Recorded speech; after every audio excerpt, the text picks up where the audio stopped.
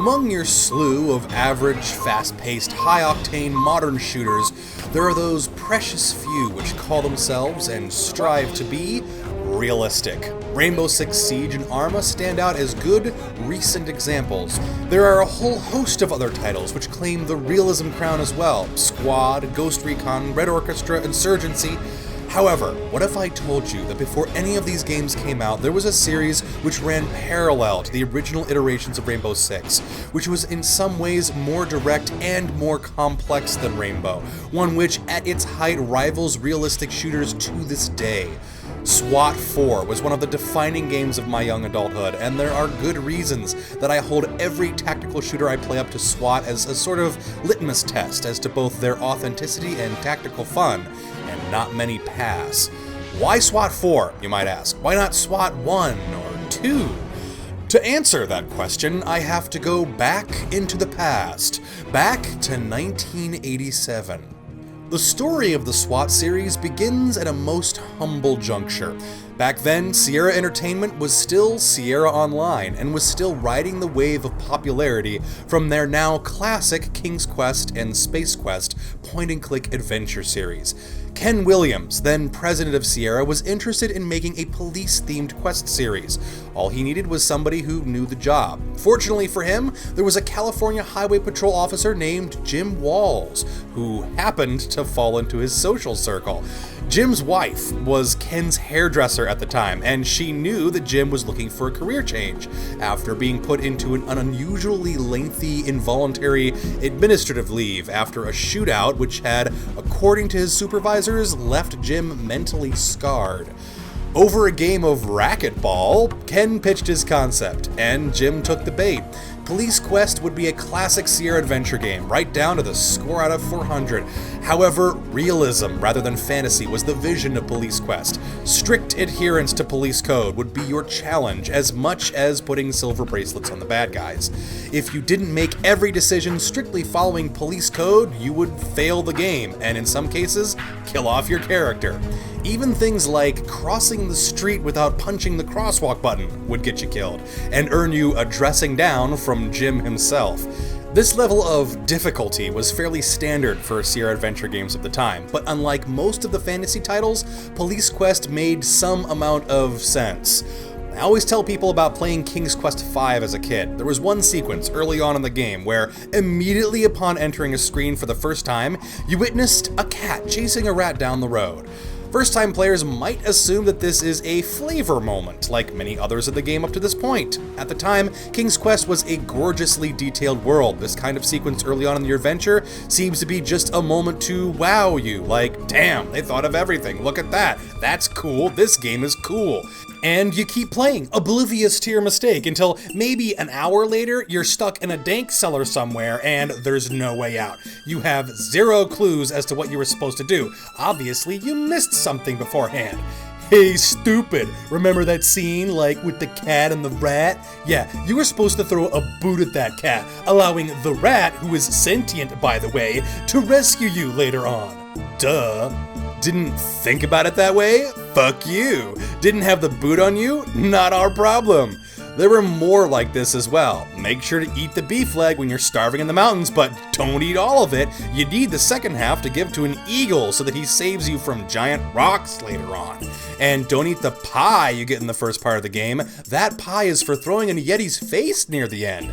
I already had a tendency to keep little knickknacks at that point in my life, and I'm sure the King's Quest series didn't have anything to do with the disturbingly large number of drawers around my house filled to the brim with paper clips, small lengths of string, twist ties, random screws, and an infinite number of other small disposable items that I keep around because, god damn it, I might need them sometime down the road. Maybe a burglar will try to break into my apartment and I can construct some sort of trap with the crap in the bottom of my desk drawer.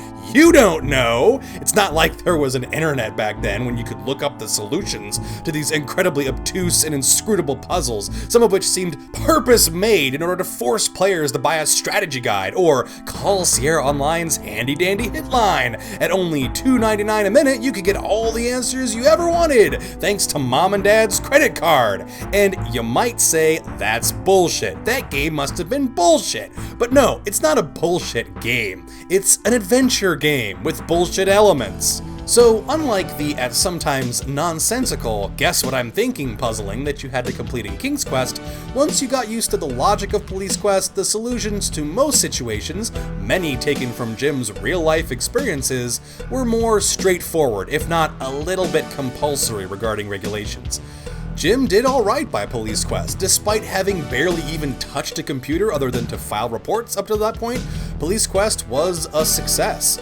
Jim went on to make 2 more games after Police Quest 1, each, like the first, focused on proper police procedure, and each one considered by adventure game fans as classics. By the time Police Quest 4 rolled around, Jim was feeling the winds of change and left the studio, to be replaced by Daryl F. Gates. If the name doesn't sound familiar, Gates is co-credited with founding the American SWAT team. He is also the LA police chief during the LA riots and helped to create and institute the dubious DARE program.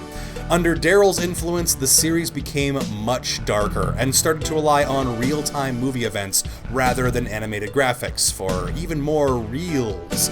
There was also less of a focus on following police procedure and more of a focus on weird, out-of-place racial stereotypes.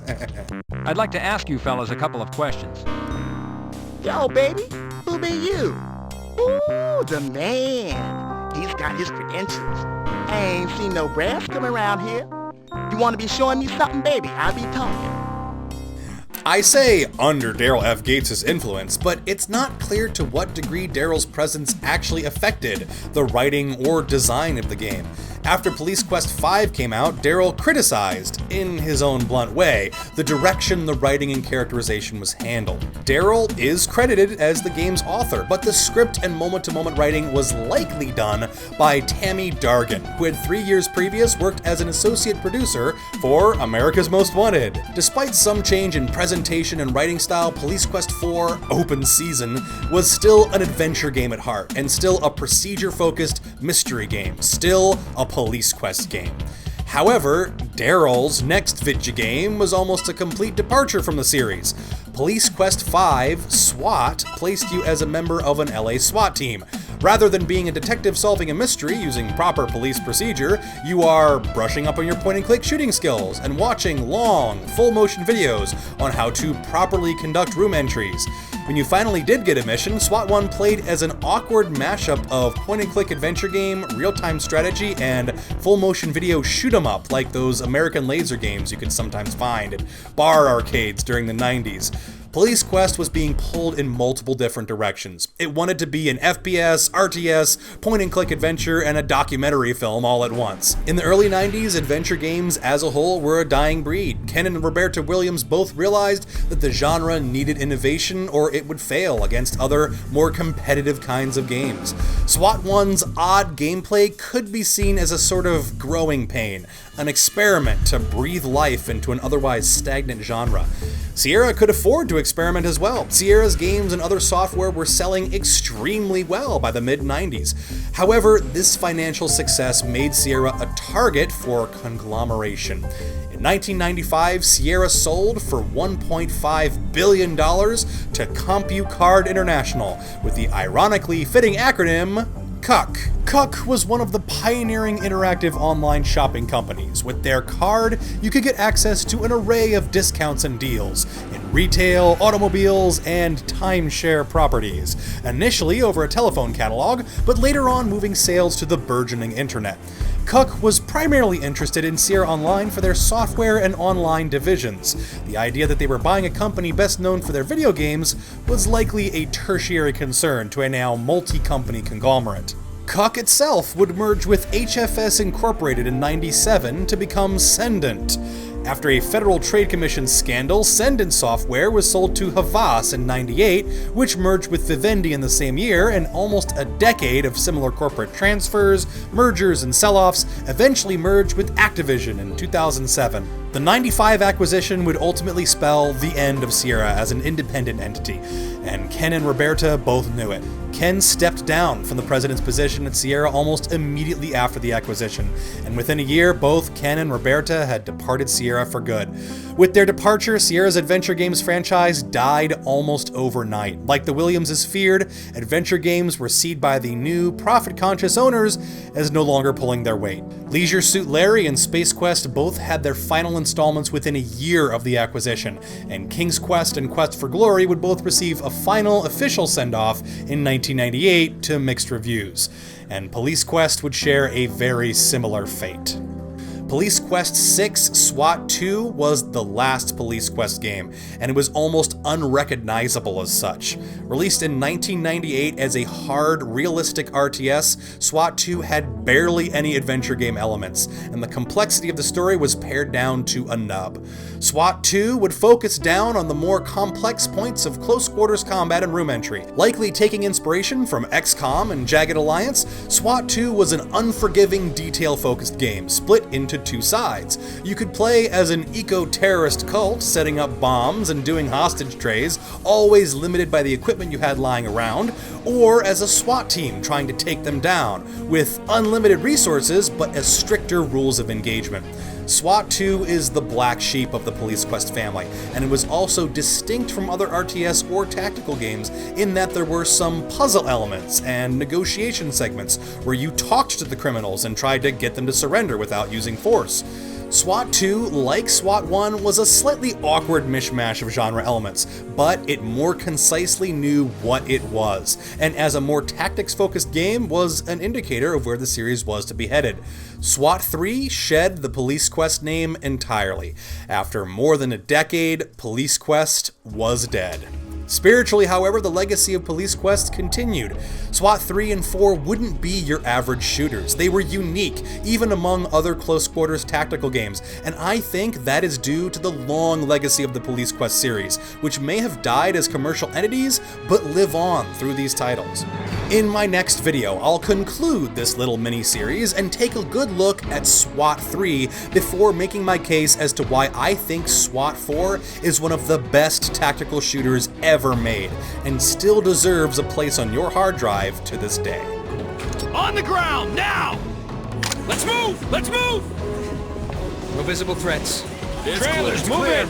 Area Reynolds, clear. area clear. Entry team to talk. Civilian hit. In need of medical attention.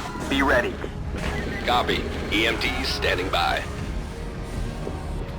Regroup and follow me. Coming to you, sir.